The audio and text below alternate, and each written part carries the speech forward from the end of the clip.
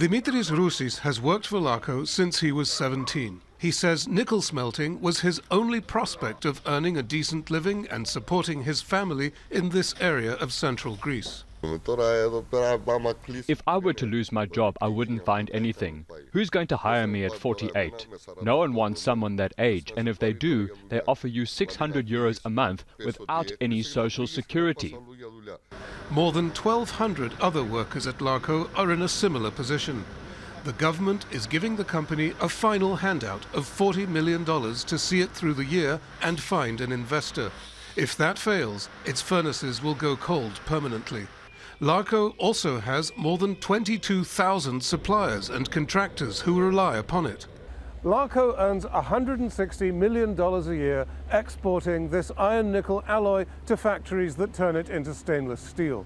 But the government says it is doing so at a loss and has built up debts of $650 million to suppliers and the state. Larco disputes that. Larco's union admits that early retirement for older and better paid workers could lower salary costs by a third, but says political mismanagement is chiefly to blame. The minister is making mistakes. You can't come out and say that we're polluting the sea. Because of this, we've started to have terrible problems with our suppliers. They think that we're in receivership or that the company may close. No one is supplying us anymore, so we'll have to close anyway.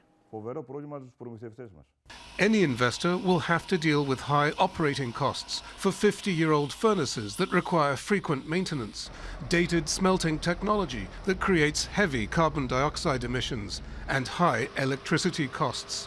Fixing all this requires money the government says it cannot provide. The problem was the government couldn't even provide €1 for Larco because they weren't allowed to give out state aid. That strangled any development potential Larco had. We went to the European Investment Bank and elsewhere, but all the doors were closed because we had the accusation of illegal state aid hanging over our heads. The only solution was to allow Larco to go bankrupt and take the debt with it. For the foreseeable future, the world needs stainless steel, and nickel is used extensively in car batteries. That could mean a bright future as Europe abandons the internal combustion engine. But to get there, Larco needs an owner with deep pockets.